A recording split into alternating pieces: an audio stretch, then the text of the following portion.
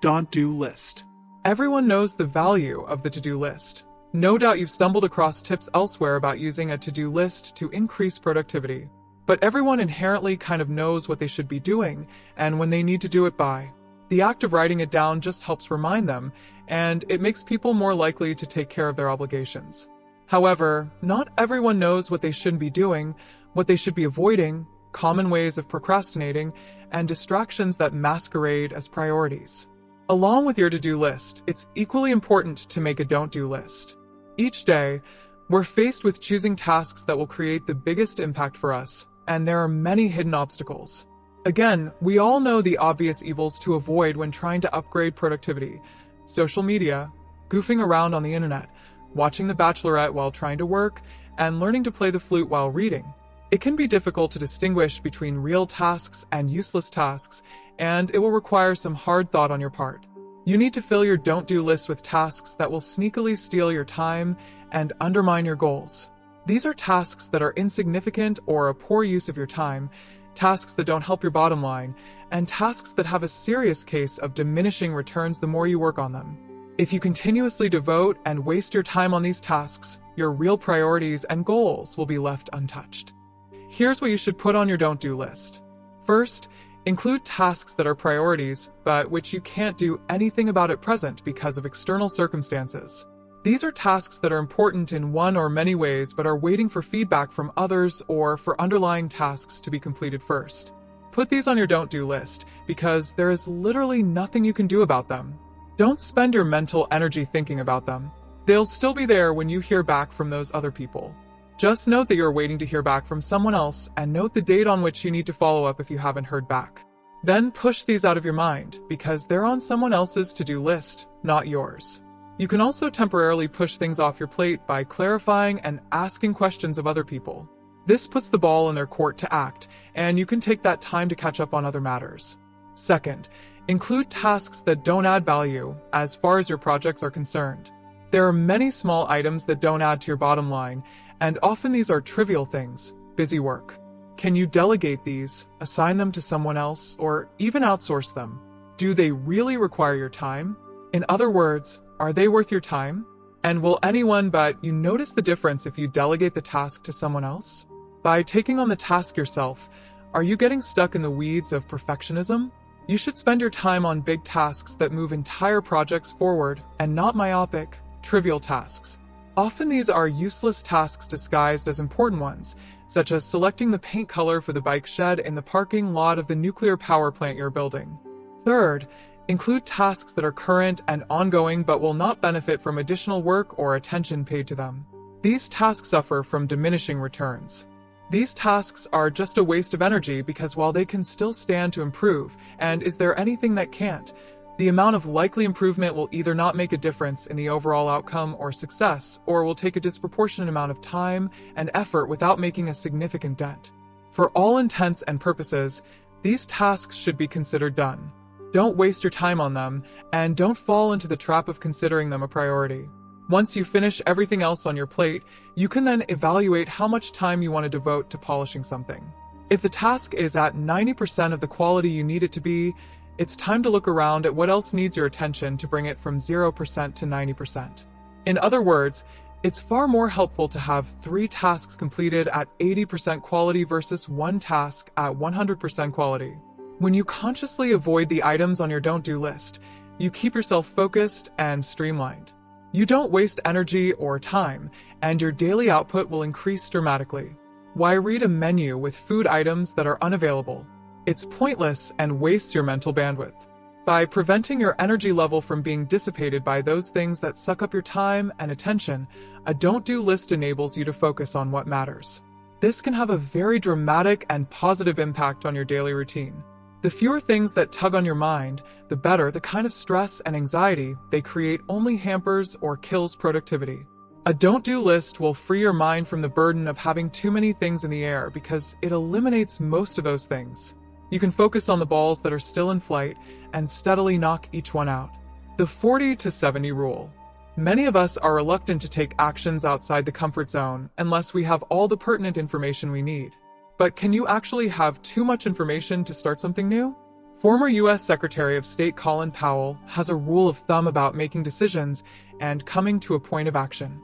He says that any time you face a hard choice, you should have no less than 40% and no more than 70% of the information you need to make that decision. In that range, you have enough information to make an informed choice, but not so much intelligence that you lose your resolve and simply stay abreast of the situation. If you have less than 40% of the information you need, you're essentially shooting from the hip. You don't know quite enough to move forward and will probably make a lot of mistakes. Conversely, if you chase down more data until you get more than 70% of what you need, and it's unlikely that you'll truly need anything above this level, you could get overwhelmed and uncertain. The opportunity may have passed you by, and someone else may have beaten you by starting already. But in that sweet spot between 40% and 70%, you have enough to go on and let your intuition guide your decisions.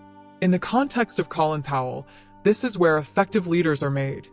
The ones who have instincts that point in the right direction are who will lead their organization to success. For our purposes of breaking out of the comfort zone, we can replace the word information with other motivators: 40 to 70% of experience, 40 to 70% reading or learning, 40 to 70% confidence, or 40 to 70% of planning. While we're completing the task, we'll also be doing analyzing and planning on the fly, so this range of certainty helps us tend toward action. When you try to achieve more than 70% information or confidence, experience, etc., your lack of speed can result in many negative consequences. It can also destroy your momentum or stem your interest, effectively meaning nothing's going to happen. There is a high likelihood of gaining nothing further from surpassing this threshold. For example, let's say you're opening up a cocktail bar, which involves buying a lot of different types of liquor.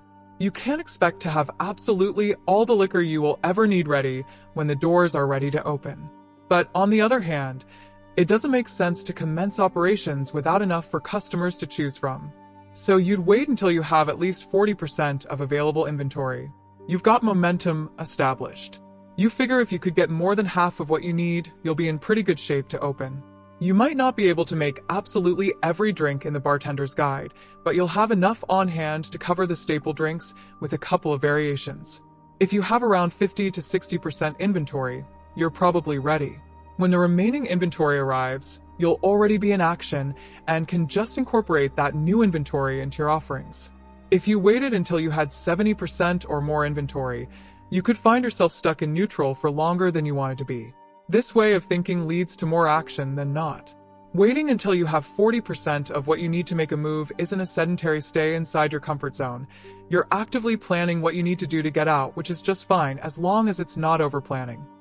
Making the execution before you're 100%, or even halfway, ready to do so, is the kind of gutsy move that shakes you out of the indifference of your comfort zone in a hurry. Do nothing. Burnout is a very real risk, especially in today's modern age where, to get ahead, it seems that everyone has a full-time job as well as a side career that is aimed toward making money. We seek to intentionally pack our days full of activities, professional and social, as a means of squeezing the last drop of enjoyment out of our lives. Ironically, this quickly becomes counterproductive because very few people have a battery that can function like that. As for what that means for your brain, any shred of fatigue will affect your clarity of thought. That part should be clear from our own lives. We function better on 8 hours of sleep versus 3 hours of sleep. However, what's less obvious is that disconnecting from everything and doing nothing at all can actually be a path to greater creativity and insight. There's a reason that when we are zoning out at the gym or in the shower, we seem to have a disproportionate number of epiphanies.